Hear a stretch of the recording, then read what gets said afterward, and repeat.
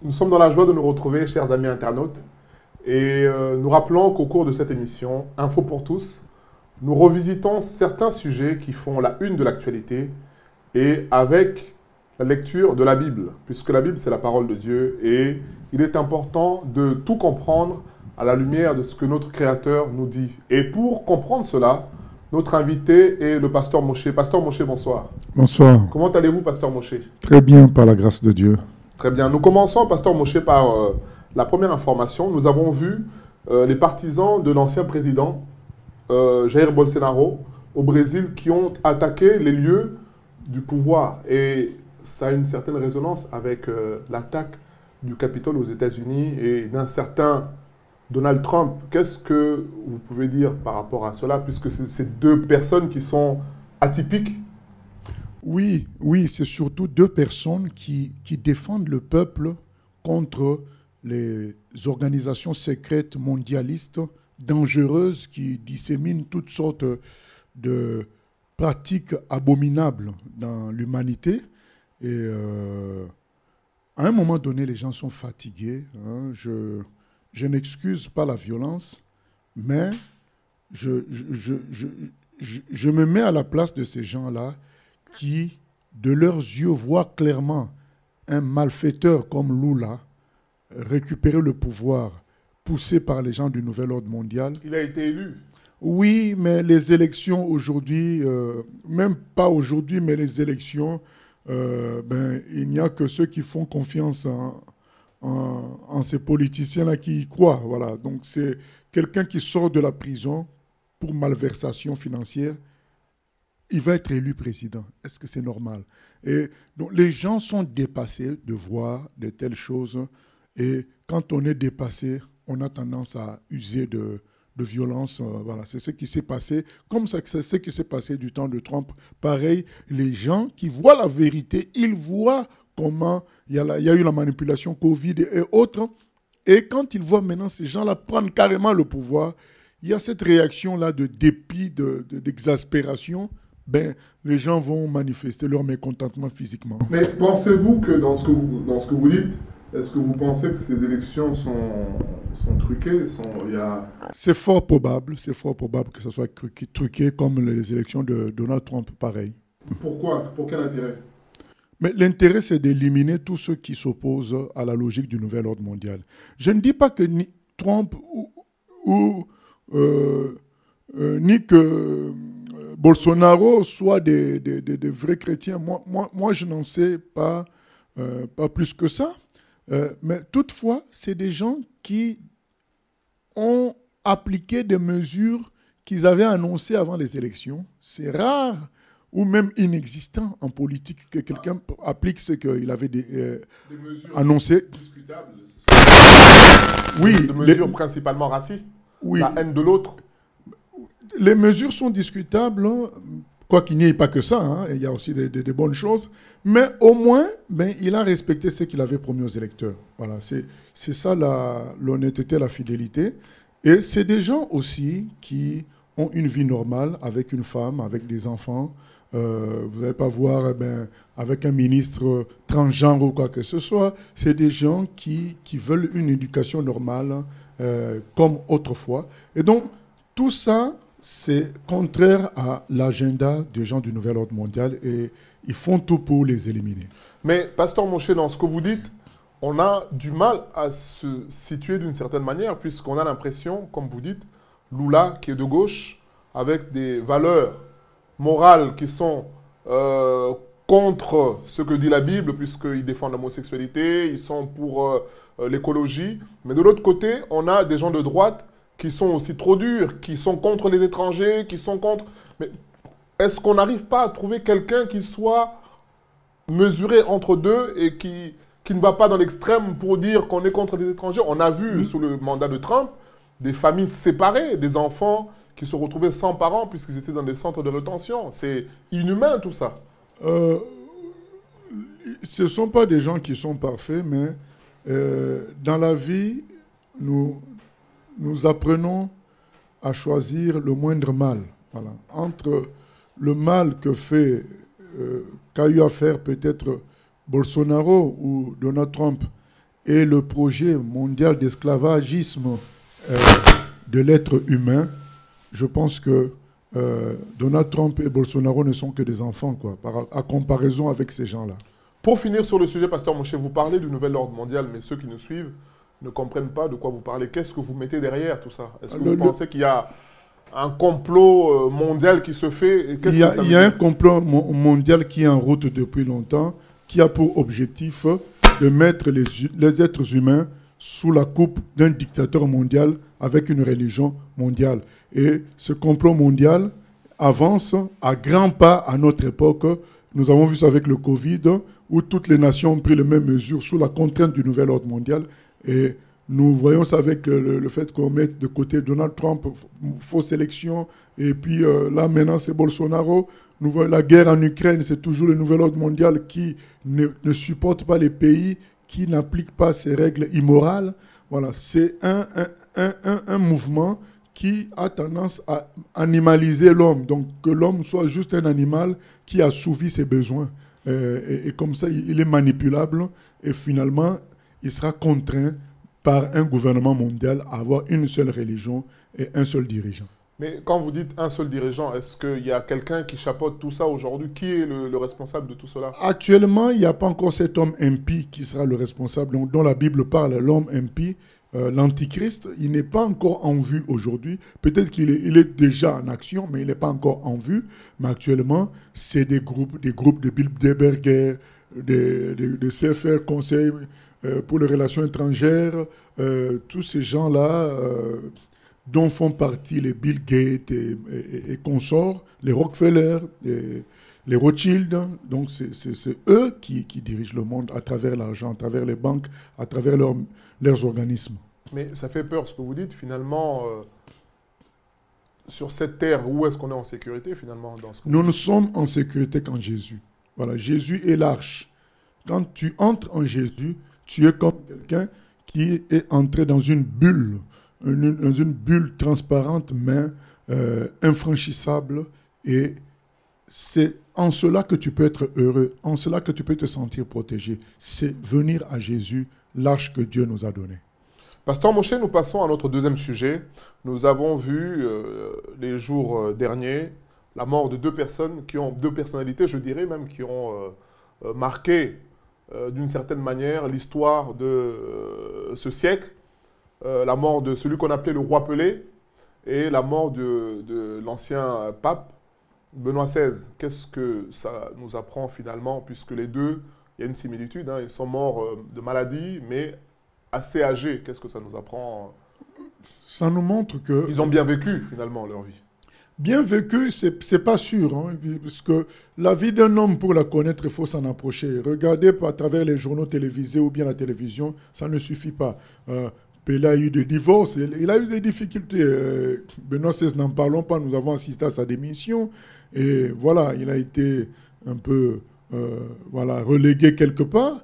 Mais ça nous apprend déjà un élément très important. C'est que l'homme n'est rien. L'homme n'est qu'un souffle, comme c'est écrit dans Jacques 4, 14. Vous qui ne savez pas ce que votre vie sera demain, vous êtes une vapeur qui paraît pour un peu de temps et qui ensuite disparaît. Donc l'homme n'est qu'une vapeur. Quand la vapeur paraît, quand on soulève le couvercle de la marmite, la vapeur peut te brûler. Mais ça ne dure que 2 secondes, 1 seconde, ça a disparu. Notre vie, en comparaison à l'éternité, c'est encore moins que ça. C'est vraiment rien du tout. 80 ans, 90 ans, c'est rien. Et tout homme passe par là. Que tu t'appelles roi Pelé, qu'on t'appelle pape, tout le monde meurt. Il n'y a qu'un seul qui a vaincu la mort, Jésus. C'est pourquoi nous croyons en lui, nous le suivons. Tous les grands de ce monde sont morts. Lui, il est mort, il est ressuscité. Ça fait de lui le chemin, la vérité, la vie. Mais qu'est-ce que vous répondez à des gens qui vont vous dire que les chrétiens tombent aussi malades, les chrétiens meurent aussi? Donc finalement, tout le monde est soumis à la même peine. Sauf que les chrétiens, aujourd'hui, ils meurent pour ressusciter plus tard et aller au paradis. Donc ils meurent pour enterrer ce mauvais corps. C'est juste comme une graine qu'on plante. Elle va mourir, mais elle produit quoi? Un arbre qui produit des fruits et les gens sont nourris. C'est la même chose que le chrétien. Il meurt, mais par la puissance de résurrection de Jésus, il va revivre et produire du fruit. Mais celui qui meurt sans être chrétien, alors malheureusement, et qui a fait des bonnes choses malheureusement, autour de lui. Malheureusement, il connaîtra ce qu'on appelle la seconde mort, c'est-à-dire un endroit où seront entassés tous ceux qui n'ont pas connu Jésus pour être sauvés, tous ceux qui n'ont pas reçu Jésus pour être sauvés. C'est un endroit qu'on appelle le feu éternel. Là, comme ça ressemble à nos incinérateurs qui détruisent les ordures, donc c'est pour éviter que le monde soit pollué. Dieu a prévu un endroit où seront entassés, envoyés tous les gens, les pécheurs qui n'ont pas reçu Jésus, puisque Jésus est le seul qui peut enlever le péché. Il est le seul à n'avoir pas péché, ainsi il est le seul qui puisse porter les péchés des humains. Si quelqu'un ne reçoit pas Jésus, il commet la plus grave erreur de sa vie, parce qu'il garde ses péchés en lui, du coup il reste qu'une sorte de déchet qui sera conduit dans les temps de feu. Pasteur Moshe, nous passons à notre troisième sujet. Il s'agit de l'alliance qu'on voit tous aujourd'hui. Un bloc qui se crée, l'alliance entre le Qatar, l'Arabie et l'Occident. Et on a vu, même avec l'organisation de la Coupe du Monde qui a été, on va dire, une réussite, mais qui permet de faire asseoir aussi tous ces pays, le Qatar et tous les autres, dans le concert des nations. Dans le concert des nations, et nous avons vu le symbole de la Coupe du Monde, le symbole du métavers de Facebook renversé. Ça montre que tout ça est connecté. Le Qatar, l'Occident et l'Arabie, l'Occident. Parfois, les gens peuvent se disputer, le Qatar et l'Arabie se disputer, mais au fond, ils sont tous dans une même sauce qui a pour objectif d'installer l'Antichrist, le nouvel ordre mondial. Et cet Antichrist va unir les religions islamiques, catholiques et ainsi de suite pour faire une seule religion mondiale. Donc le Qatar et l'Arabie Saoudite nous montrent, vous savez, en Arabie Saoudite, il y a un projet qu'on appelle Neom. C'est la construction d'une ville où il n'y aura pas de voitures, mais une ville, je crois, de 170 kilomètres de côté. Voilà, je crois que ça doit être un carré de 170 kilomètres. Dans cette ville, pas de route, non, pas de voiture, et à 100% écologique, mais et en plus avec des lieux de culte communs. Voilà. Donc il y a un projet qui devient visible, qui a été rendu très visible par cette Coupe du Monde, l'association Occident, les chanteurs américains qui sont venus, africains, c'était le monde entier réuni. Ou dans un pays musulman, pour faire des choses que l'islam n'approuve pas toujours. Donc, ça nous montre l'image de ce qui se passera plus tard.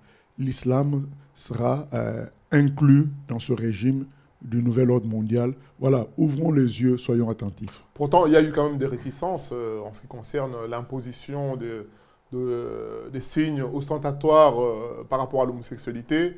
La FIFA, le Qatar ont pris position contre cela. Oui, ça c'est toujours pour endormir les gens. D'un côté, vous lâchez la main gauche, de l'autre, vous gardez la main droite. Mais la main gauche suffit à vous relier quoi, à ces gens-là. Tout ce qui a été fait, le symbole du mondial, c'est le symbole du métavers. Les gens qui ont fait des cérémonies diaboliques, regardez bien la cérémonie de clôture, vous allez voir que c'était une cérémonie diabolique. Il y a plein de choses qui ont eu... Je crois qu'il y a eu 4 journalistes qui sont morts en pleine activité. Il y a plein de choses qui se sont passées. Mais le plus important étant que un pays musulman qui accueille un événement... à caractère mondain comme ça et avec l'appui des Occidentaux à fond, ça nous montre ce qui va se passer plus tard. Est-ce que l'Afrique est exemptée de ce que vous... Pas du tout, mais décrivons, là. Oui, ben, l'Afrique est considérée comme une petite chose qui va suivre. Qui va suivre, quoi. Bon, c'est pas le sujet, quoi. Pasteur Moshe, nous passons à notre avant-dernier sujet, c'est la crise économique.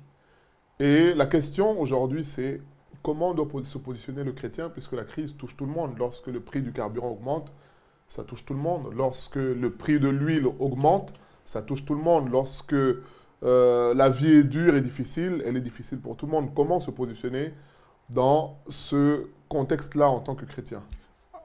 Se référer à la parole. L'Éternel est mon berger, je ne manquerai de rien.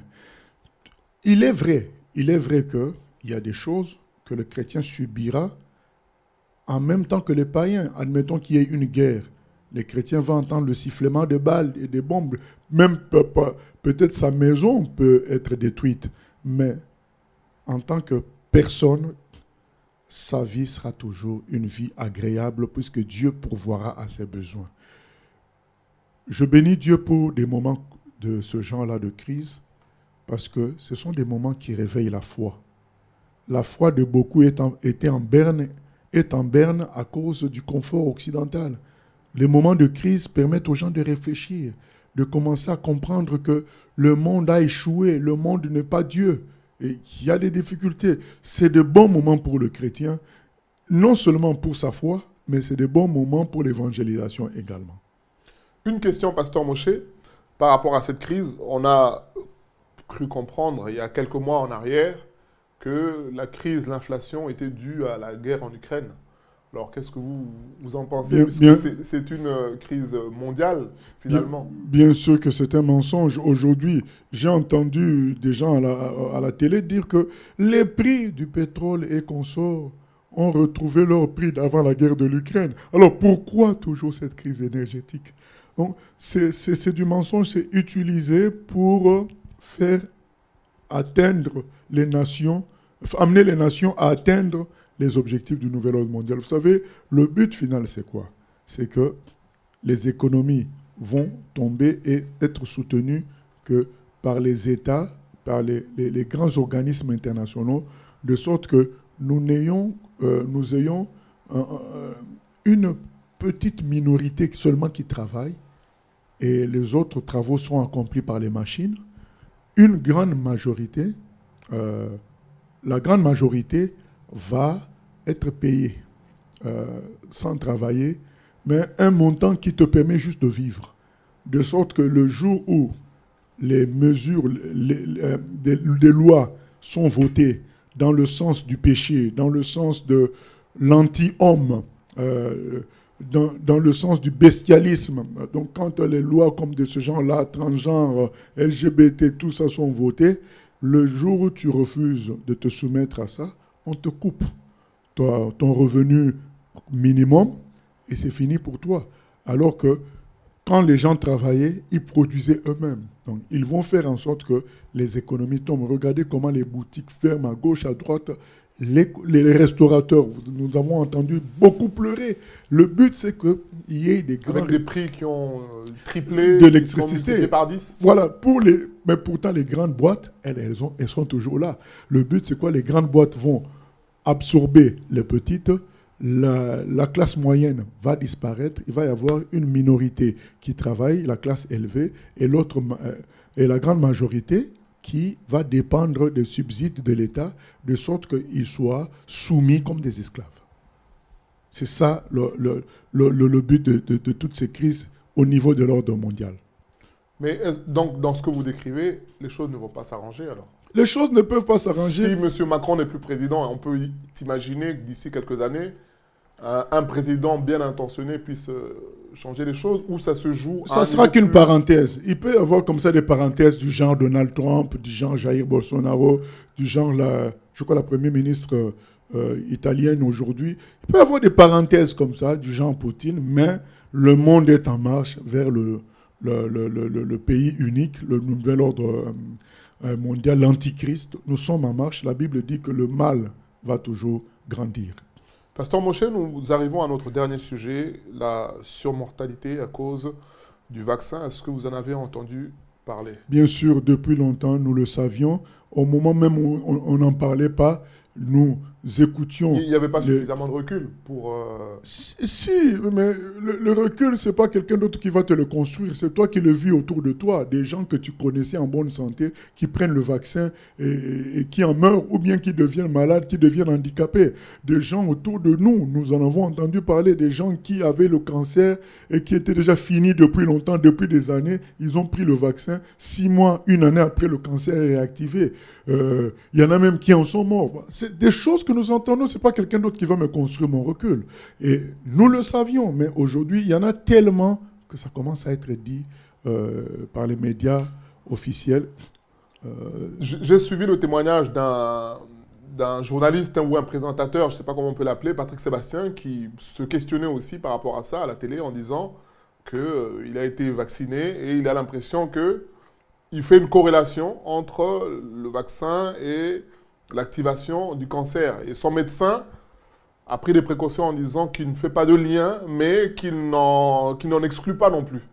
Ah, mais c'est une évidence, puisque c'est le cas de beaucoup de personnes.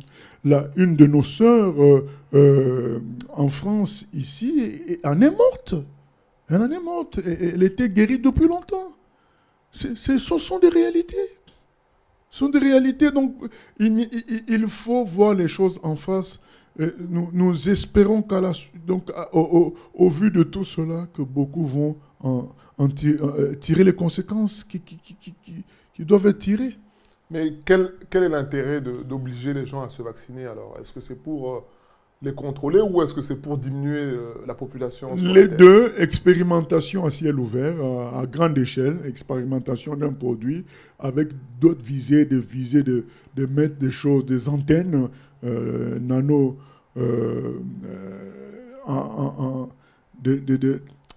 mesurables en nanomètres, des choses biologiques qui demandent du temps pour qu'on voit leur comportement. Donc on met ça dans beaucoup de personnes, ça permet de bien étudier la chose. Donc ces gens-là qui sont à l'origine de ça, eux, ils sont au courant qu'il y a beaucoup de morts, ils analysent tout ça et le temps de préparer à partir de cela un bon coup pour une certaine catégorie de population plus tard. Mais est-ce que vous pensez que la vérité sera révélée un jour, Pasteur Moshe, de tout ce que vous dites là?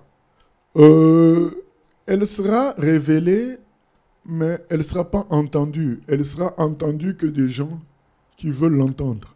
Jésus a dit, je suis venu rendre témoignage à la vérité. Ceux qui sont de la vérité m'écoutent. Puisque ce que vous dites là, mais c'est déjà dit plus ou moins par plusieurs chaînes, mais qui entend? Voilà, c'est même à l'époque, beaucoup prévenaient, Montagnier a prévenu les gens qu'il ne faut pas prendre ça, c'est la mort. Prix Nobel, il était prix Nobel de médecine ce monsieur. Mais qui a entendu? Voilà. La vérité éclate, mais ce n'est pas tout le monde qui veut l'entendre. Les gens veulent le confort du déni, de l'ignorance. Voilà. Pasteur Moshe, nous arrivons au terme de notre émission. Est-ce que vous avez quelque chose à nous dire à la lecture de cette actualité? À la lecture de tout ce qui se passe, je dis aux gens, venons à Jésus qui est la seule arche de protection que nous avons en attendant de le rejoindre au ciel. Croyons en Jésus, mettons nos vies sous sa protection, qu'il nous porte. Il ne veut que notre bien.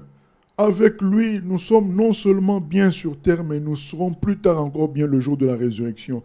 Voilà.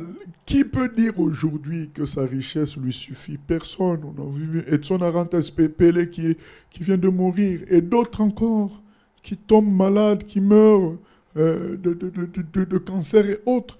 Nous voyons les murmures de guerre. Tout ça montre qu'il n'y a pas d'assurance ici sur terre. Dieu veut nous donner l'assurance par le salut en Jésus.